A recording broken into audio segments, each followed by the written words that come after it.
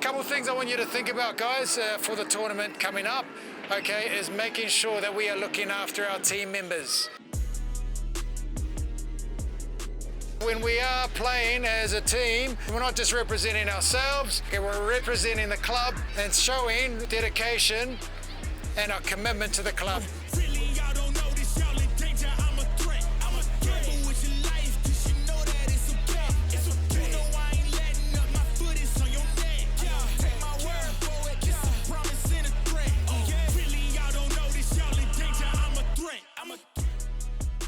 When we are about to go into battle with our opposition, then we are fully forced and we let them know who they are playing.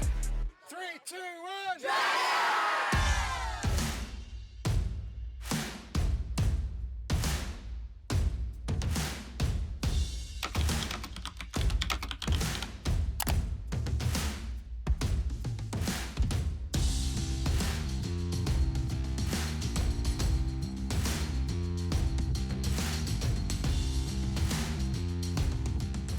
My name's Deacon Manu.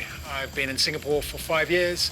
I'm a teacher at one of the international schools and also a rugby coach as well. Born and bred from a small town called New Plymouth, from a dad who was Māori and a mum who was Fijian. I've been with the Dragons Club for 5 years now. It's great to find the Dragons, and something that really appealed for me was the diversity in the group. A lot of the clubs maybe heavily focus expat, but here we're focused on both local and expats. 13s will be here from 3 to 4 using the whole space with girls contact and 10s. And then in at 4 o'clock comes our minis, so we'll have the usual 5 and 6 over by the lifts. And then that's us done hopefully by 8:30. Cool. Another busy day here at the Dragons. Busy day here at the Dragons, yeah. My role here at the Dragons is head coach.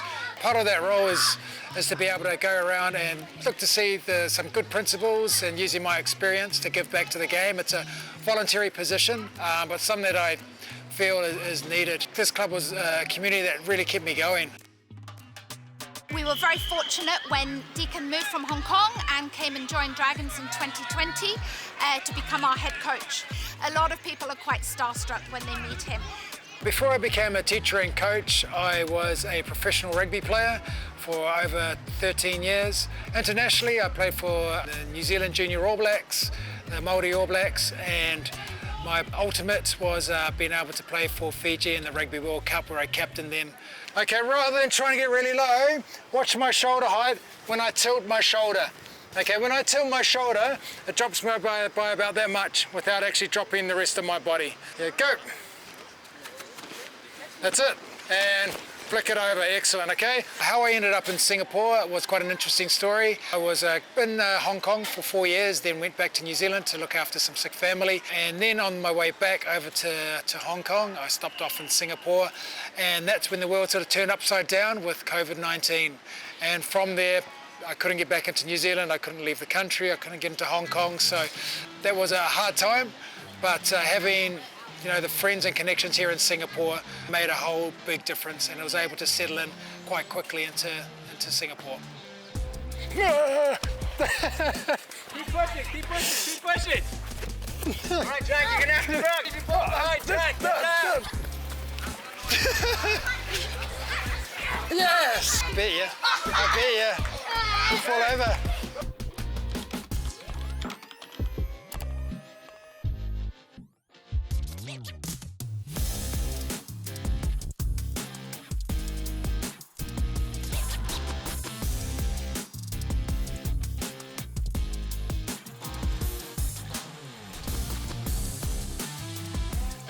Hey, how's it going? Selamat pagi. Selamat pagi, bro. Great day for it, isn't it? Yeah. Yes. Ready to climb up Mount Faber? Let's go, yeah. Yeah. Growing up in New Zealand, the land, or the whenua, and the sea, the moana, are something that revitalised us, and we're very deeply connected with it. And to be able to do that on a weekly basis, is connect with the land, is really important for me in terms of where my culture is, but also my own well-being. And there's so much greenery here in Singapore, and I think what Singapore does have is that contrast between a big city life to being out in nature within 10-15 minutes. Oh wow, look at that view there. Yeah, very beautiful. be able to be in the middle of the city to in the nature. So it's amazing. So I just had some family members over from New Zealand, and they were amazed by Singapore.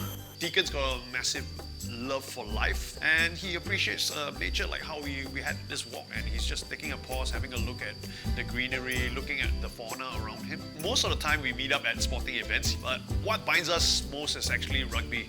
And that's the beauty of rugby and actually sport, where it brings people together, this regardless of religion, race, nationality. How do you say it? Teropong. Terapul. How do you say ship in Malay? Kapal. Kapal. Whenever you go to a new country, I think it's really important to try and understand some of those cultural nuances. I had an opportunity at school to be able to do that with a colleague, and they've been fantastic in that journey that I'm doing. I'm still very new to it. Is great, and just to get a little bit of that inside knowledge. Awak Awa, sudah makan? sudah makan. Yes. I remember makan. Yeah. That's my favourite word. I've known Deacon for 3 years. Actually, Deacon is eager to learn about culture in Singapore. And so I decided to teach him a bit of Malay here and there, very simple words for him to learn and pick up. Especially when you go to the Malay store, you gotta know what ayam is. Ayam is chicken. Sometimes you just do that, maybe you could get a better deal from the auntie. Yeah, I think that's what Singapore is great about, isn't it? Just the diversity of food. Lots of celebrations here in Singapore as well. It's, I think, that I love about it. It sort of reminds me of home.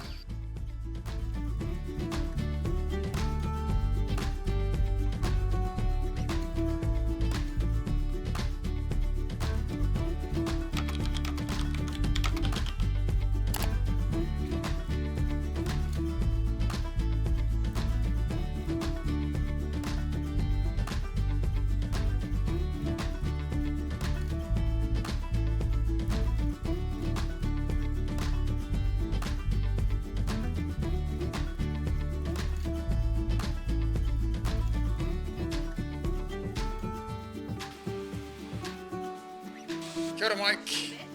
Oh, Hey. hey. Bro. How are you? Good, thank you. Good to see you, man. Good to see you. Welcome back, man. Been a while. Been a while. Yes. Hey, everybody. How are we? Good morning. Good to see you. Hey. How are you? Very good, thanks. You okay? Yeah, good to see you. Kia haumaru tātou. Haumi e, hui e, tāki e. Kia ora, everybody. All right, everybody. Let's get in the boat. You all know your seats. Follow Chris.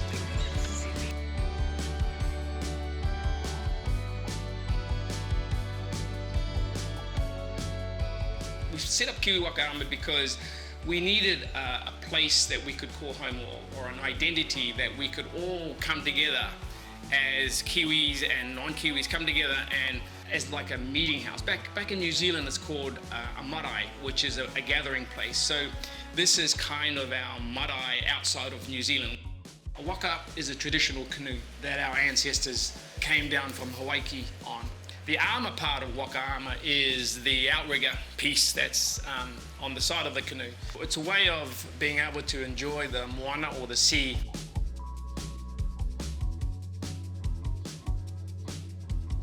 For me, is more than a sport. It's a livelihood. So back generations ago, the sea, or the moana, was something that sustained us, was something that transported us, and was something that connected us as well. You got to remember that New Zealand, the Pacific Islands, were a chain of different islands, and to be able to communicate was to literally paddle over and bring supplies and those trade routes there. So being able to do that is that connection back to our ancestors. And that's a great thing about the sea, is being able to be connected to it, but understanding the journey across those seas to my new home in Singapore. Today we're going to have some kava all the way from the islands of Fiji. It grows underground in tropical environments. What they do is they'll pull it out of the ground, cut it up. Once it's dried up, they'll pound it into a powder, which is this form here, and then you mix it like a tea, then you drink it. Where it's sort of used as a way to relax and socialise as well. But before you drink, you'll do 3 claps. Not like that, but just like cupped hands. Okay, then you will drink the kava and taki, which means finish it. That's the one. Taki. There we go. Here we go. Good. Yeah. What kind of cup do they drink it from? Use a coconut shell. A coconut shell. She's like,